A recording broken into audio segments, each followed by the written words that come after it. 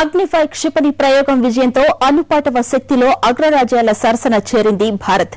దీంతో ఖండాంతర క్షిపణి పరిజ్ఞానంలో ఇండియా పూర్తి స్వశక్తిని సాధించుకుంది.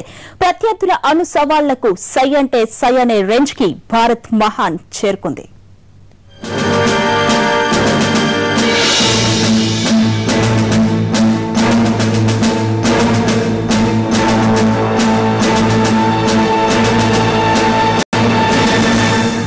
అగ్ని-5 క్షిపణి పరీక్ష విజయవంతమైంది. ఉదయం 8:05 ఒడిశా తీరంలోని వీలర్ ఐలాండ్ నుంచి అగ్ని-5 నింగిలోకి దూసుకుపోయింది. పూర్తి స్వదేశీ పరిజ్ఞానంతో ఈ బాలిస్టిక్ క్షిపణి తయారు చేశారు. 5000 కిలోమీటర్ల దూరంలోని లక్ష్యాల్ని సునాయాసంగా ఛేదించగలదు. ఉపరితలం నుంచి ఉపరితలం మీద లక్ష్యాలను ఛేదించగల అగ్ని-5 కి టన్ను బరువున పెరుడు పదార్థాన్ని మోసుకెళ్లే సామర్థ్యం ఉంది. ఈ ప్రయోగంతో భారత క్షిపణి ప్రయోగ సామర్థ్య విస్తీర్ణం మరింత పెరిగింది. ఇటీవలే 11,200 కిలోమీటర్ల సామర్థ్యం గల క్షిపణి డాంగ్ ఫెంగ్ ని పరీక్షించిన చైనాకు ధీటైన జవాబు ఇచ్చినట్లయింది. దీనికి చైనా, పాకిస్తాన్ లో ఏ ప్రాంతం పైన ప్రయోగించే సత్తా ఉంది. అంతేకాదు తూర్పు యూరోప్, తూర్పు ఆఫ్రికా వరకు అగ్ని-5 దూసుకుపోగలదు. అండమాన్ నికోబార్ నుంచి ప్రయోగిస్తే ఆస్ట్రేలియాపైకి దూసుకుపోయే సామర్థ్యం దీనికి ఉంది. ముఖ్యంగా భారీ అణ్వస్త్రాన్ని మోసుకెళ్లగల సామర్థ్యం ఈ క్షిపణికి ఉండడంతో అందరి కళ్లు దీనిపై పడ్డాయి.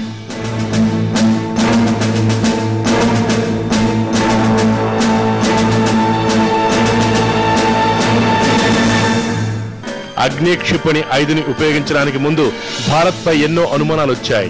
భారత్ కూడా యుద్ధ పిపాస్గా మారిందన్నారు. భారత్ వెంటనే ఈ ప్రయోగాన్ని ఆపాలని కూడా కొన్ని అగ్రరాజ్యాలు డిమాండ్ చేశాయి. అప్పటికి చైనా మాకు ప్రత్యర్థి కాదని ఇండియా తేల్చెప్పింది. ఇదే మాటను చిరకాల ప్రత్యర్థి పాకిస్తాన్ చెవిలో కూడా వేసింది. అయినా అనుమానాలు అలాగే సాగుతున్నాయి. పార్లమెంట్ ఉభయ సభల్లో ప్రధాని మన్మోహన్, రక్షణ మంత్రి ఏకే ఆంటోనీ ఇండియన్ న్యూక్లియర్ పాలసీపై వివరణ ఇచ్చారు. ఇండియా ఎప్పుడు మానవ కళ్యాణాన్ని కోరుతుందని వాళ్ళిద్దరూ చెప్పారు. ఇదే వైఖరిని మన్మోహన్ కూడా స్వీడన్ లో జరిగిన అణు నియంత్రణ శిఖరాగ్ర సదస్సులో కూడా స్పష్టం చేశారు. పండిట్ జవహర్లాల్ నెహ్రూ నుంచి మన్మోహన్ వరకు క్షిపణి ప్రయోగాలు జరిగినప్పుడల్లా పౌర ప్రయోజనాలు అధిగమించి ఇండియా వ్యవహరించదని పదే చెప్తూ వస్తున్నారు.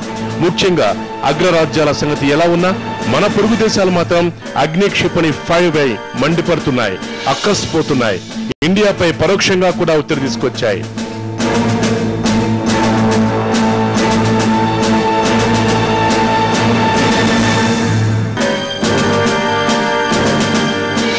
ఒకప్పుడు బాలిస్టిక్ మిసైల్ టెక్నాలజీ అమెరికా, రష్యాలకే సొంతం. అలాంటిది అతి స్వల్ప కాలంలోనే భారత్ దీన్ని సగర్వంగా సాధించుకోగలిగింది.